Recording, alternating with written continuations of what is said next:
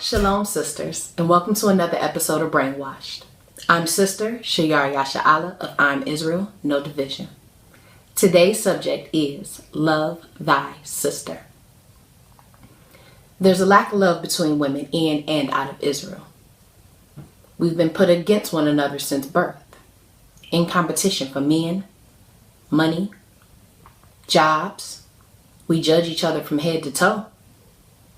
And it makes sense because we were never really taught how to love ourselves.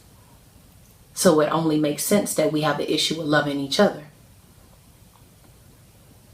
The most sisterhood I've seen in the community of color is with sisters in Greek sororities.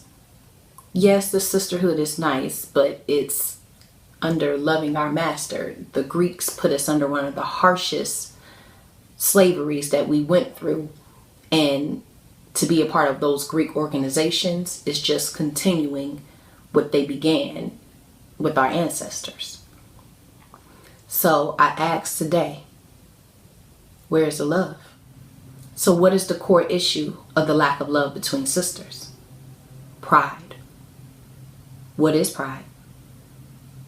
Pride is the deep pleasure or satisfaction derived from one's own achievements, those closely associated, qualities or possessions that are widely admired. Proverbs 20:24 says, "A man's goings is of the Lord." So for someone to have a great pleasure in all that they have and have attained in life, it's against the Most High, because He is the reason why we have what we have and are able to do the things that we're able to do. So that's one strike to pride. Another definition of pride is having an excessively high opinion of one's importance, being arrogant, having vanity, being snobby, being haughty. Some might even say being overly righteous inside this truth. And when we think of those overly righteous people who put themselves on a pedestal, I think of the Pharisees. So let's go into scripture and see what Christ said about those Pharisees. Matthew 23:4-5. For they bind heavy burdens and grievous to be borne, and lay them on men's shoulders, but they themselves will not move them with one of their fingers. But all of their works they do for to be seen of men. They make broad their phylacteries and enlarge the borders of their garments. So the Pharisees did things to be seen so that other people looked at them well. And that's what pride does. We see ourselves above everyone else, holding people to a standard that we don't even keep ourselves, putting on a facade. Matthew 23:27-28. Woe unto you, scribes and Pharisees, hypocrites! For ye are like unto whited sepulchres, which indeed appear beautiful outward, but are within full of dead men's bones, and of all uncleanliness. Even so ye also outwardly appear righteous unto men, but within ye are full of hypocrisy and iniquity. That's what pride does.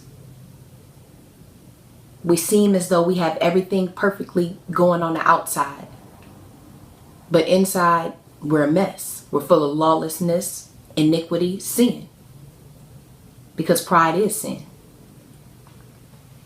Matthew 23:12. But whoso shall exalt himself shall be abased, and he that shall humble himself shall be exalted. So saying that having pride is us exalting ourselves. But if we humble ourselves in the sight of men and in the Most High, then we will be exalted to the greatest places that the Most High has for us. And that's why we don't celebrate birthdays, because birthdays are a day of celebrating yourself. Oh, I'm so great and so awesome because I made it to another year in life. Everyone look at me, shower me with gifts. Be so happy about my life. When indeed the Most High is the reason why you made it to that next year. So that's why we don't celebrate birthdays, because we don't want to exalt ourselves, because the only one who gets exalted, the only one who deserves praise and gifts and glory is the Most High. Ecclesiasticus or Sirach 10, 12, and 13. The beginning of pride is when one departeth from God, and his heart turned away from his Maker. For pride is the beginning of sin, and he that hath it shall pour out abomination. And therefore the Lord brought upon them strange calamities and overthrew them utterly. So pride is thinking too highly of ourselves. It's going to bring us our downfall. It's going to cause us to sin one to another. And in this truth, we want to see each other walk well. We don't want to be each other's downfall. Mark 7, 20 through 23. And he said, this is Christ's words, that which cometh out of a man, that defileth that man. For from within, out of the heart of men, proceed evil thoughts. Let's stop right there. Out of the heart of men proceed evil thoughts. The heart doesn't think, the mind thinks. So the heart is the mind. Whatever is in your heart, what is in your feelings, it comes from your brain. It comes from your head. The heart and the mind is the same. For from within, out of the heart of men, proceed evil thoughts, adulteries, fornications, murders, thefts, covetousness, wickedness, deceit, lasciviousness, an evil eye, blasphemy, pride, foolishness. All these things come from within and defile a man. Pride is in the same category as murder, fornication, and blasphemy. They're all going to make you unclean and wicked. And being these holy, separate people that we are, we want to separate ourselves from anything that is unclean or unholy. 1 John 2, 15 and 16. Love not the world, neither the things that are in the world. If any man love the world, the love of the Father is not in him. For all that is in the world, the lust of the flesh, and the lust of the eyes, and the pride of life is not of the Father, but is of the world. Being separate. Pride is not of the Most High. Once we cleanse ourselves of pride, then we'll be open to true friendship and sisterhood. So what is friendship? How do we operate in friendship? Proverbs 18 and 24. A man that hath friends must show himself friendly, and there is a friend that sticketh closer than a brother or sister.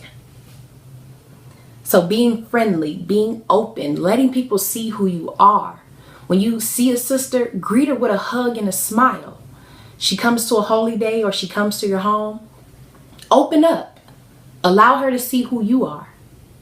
Offer her some food and wine. I know that always makes me happy and it makes me more open with sisters. And that's something I do. Find things that you guys have in common. Children, work, walks in life, where you come from. Find some commonalities. It's like being on the playground in elementary school. You like pink? I like pink.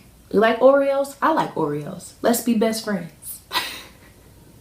It seems silly, but we have to start from these basics because we're becoming new creatures in this truth. So making friends, becoming sisters, we have to learn that all over. Ecclesiasticus 6 and 5. Sweet language will multiply friends, and a fair-speaking tongue will increase kind greetings. So letting the good word get out about you. Let sisters see who you are, how funny you are, how talented you are, what kind of person you are, a kind person you are. Let sisters see that so that when others learn of you through other sisters, it's a good report. Let them only have positive things to say about you, and that's coming with that right spirit. Desiring to be open and to make friends and to build sisterhoods, because we as a people, we're trying to build together our nation. So us as sisters, we have to work probably harder than the brothers to build those bonds of friendship and sisterhood. And if we come together, brothers come together, sisters and brothers come together, it all goes towards the Most High. Beginning friendships and sisterhood can definitely be hard. Like I said, because we've always been pent against one another. I know for me personally, coming out of the world into the truth, I lost every friend or so-called friend that I thought I had because of my change of life and no longer being out in the clubs and doing the things that I used to do. And there's no love lost for those sisters. I still have love, but when you're in different places in life, you're in different places in life. So coming into this truth and meeting other women who are under the same mindset, following the laws of the Most High, we have to make sure that we're building those good friendships with one another. So do we just jump into every sister that we meet and say, you're my best friend? I would say no, because scripture in Ecclesiasticus 6 and 7 prove a friend. If thou wouldest get a friend, prove him first, and be not hasty to credit him. So build relationships with sisters. Get to know them, with their likes, with their dislikes. Just like in the courting process. You're courting a sister to be your friend.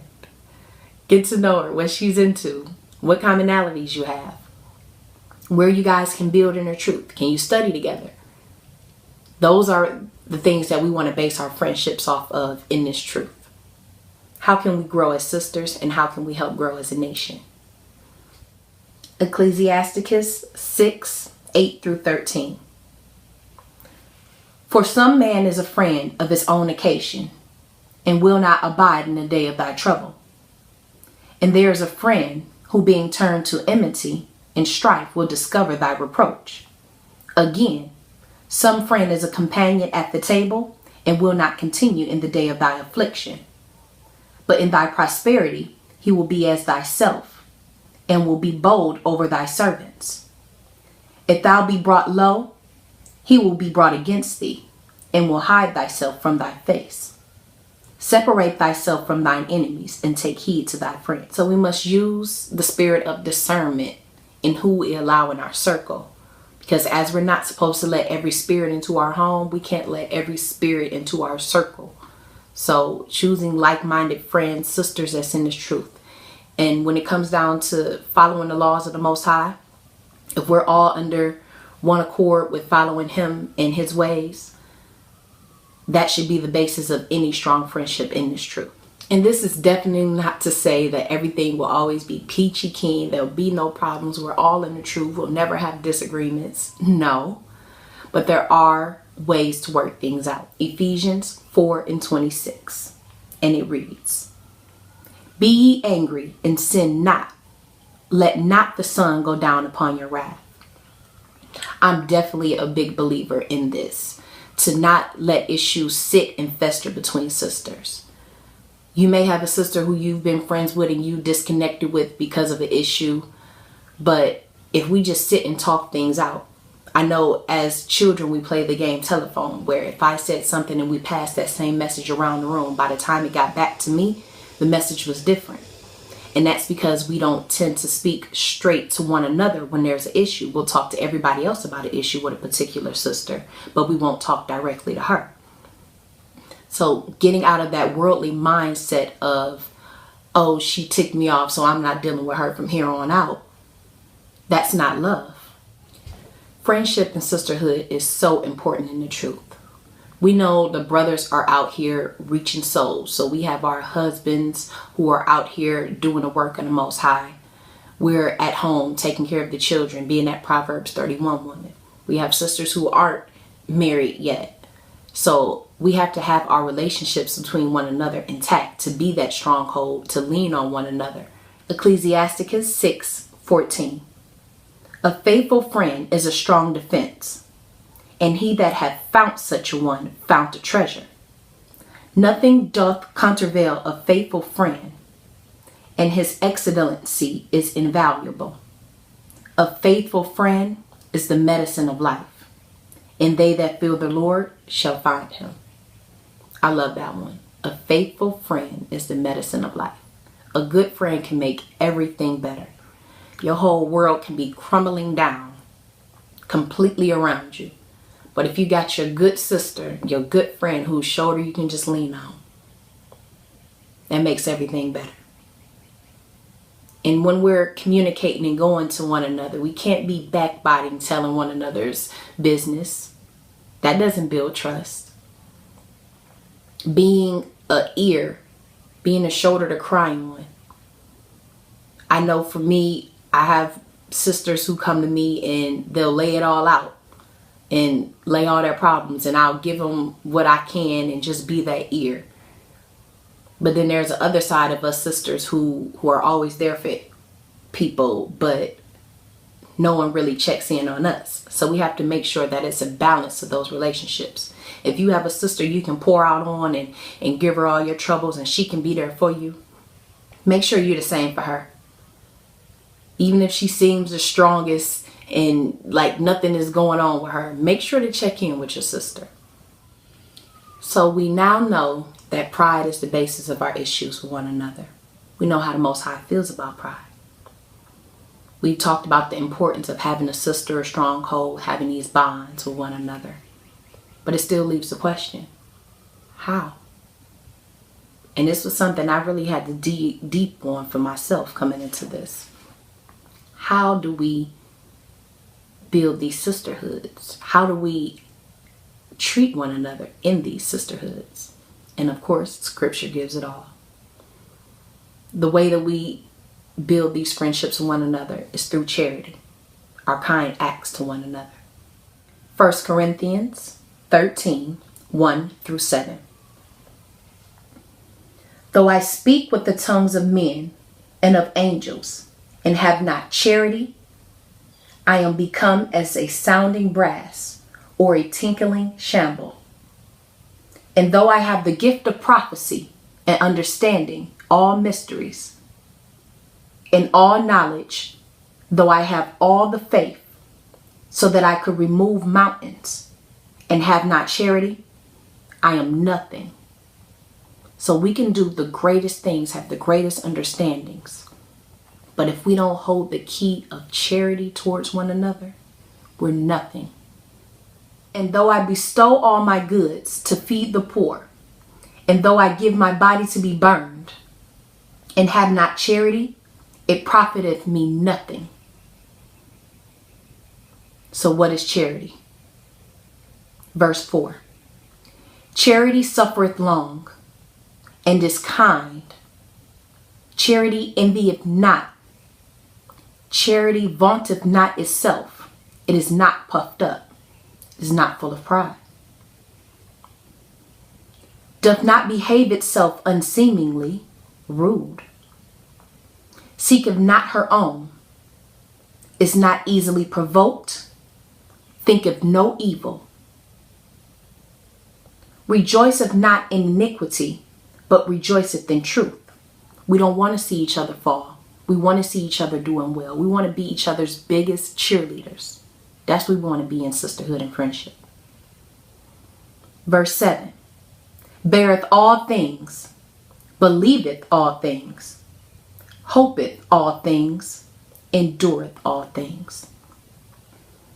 In a true sisterhood and friendship, it's without conditions. We love each other through and through.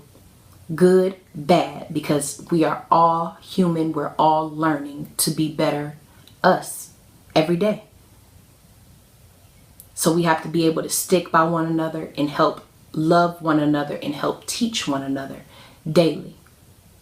That's what charity is, giving of ourselves to one another. A great story of charity is with Peter and John. Let's read. Acts chapter 3, verse 2. A certain man, lame from his mother's womb, was carried, whom they laid daily at the temple, which is called Beautiful, to ask alms of them that entered into the temple, who seeing Peter and John about to go into the temple, asked an alms. And Peter fastened his eyes upon him with John, and said, Look on us. And he gave heed unto them, expecting to receive something of them. Then Peter said, Silver and gold I have none, but such as I have give I thee. In the name of Yahushua Christ of Nazareth, rise up and walk. And he took him by the right hand and lifted him up. And immediately his feet and ankle bone received strength. And he, leaping up, stood and walked and entered with them into the temple, walking and leaping and praising God. You see, at the end, he praised God. Not Peter, not John. He praised God. All that we do is supposed to be for the glory of the Most High, so that when people see us, they see him and seek him. That's what our charity does. For those who are not in this truth, to see us sisters loving on one another and having that true friendship and that bond, it makes them look and see, okay, why are they so tight? What is it that brings them together? God, let me see. What is it that they do? How is this possible? Because it's strange to the eyes of those who are not in this truth to see us come together that way. Let's astonish the people. Let's give them what they're not looking for. Sisterhood, true friendship. Within showing charity, we're also giving love to one another. So how do I love my sister? John chapter 15, verses 12 through 15. This is my commandment, that ye love one another as I have loved you. Greater love hath no man than this, that a man lay down his life for his friends. Ye are my friends, if ye do whatsoever I command you.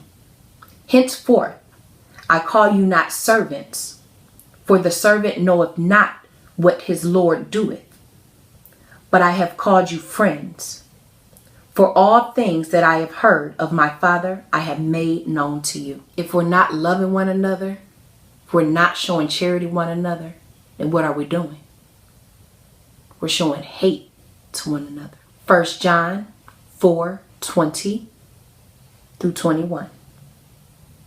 If a man say, I love God, and hateth his brother, he is a liar.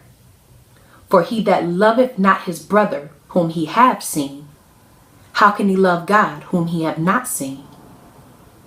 And his commandment have we from him, that he who loveth God love his brother also. That goes for us too, sisters. If we truly love the Most High, we must truly love one another, because that's the greatest show of love, to love one another as he loved us, to teach one another as he's taught us. That is how we love thy sister, through love and charity. So in closing, I put a challenge of sorts to you. Hebrews 13:2 says, Be not forgetful to entertain strangers, for thereby some have entertained angels unawares. So as you go out and about, from here on out, when you're in a grocery store, you're at the mall, you're with the children, picking them up from daycare, I want you to simply, with a smile, look a sister in the eye and say, hello. Pass those good vibes. Will everyone speak and say hello back? Probably not. But you took that step towards building that friendship. You took that step towards sisterly love. And if they don't speak back, they'll feel confounded in some way. And maybe they'll go forward doing better and say hello to the next sister they run into. Let's try it. Please feel free to leave comments and let me know how this goes. I actually tried doing this myself with the group of girls that I mentor, and it was a really good exercise for us to do. So please leave comments under the video, subscribe to the page, let me know how this goes, sisters, because we need to take baby steps into building in our relationships with one another. So with that, I say shalom. Love you all.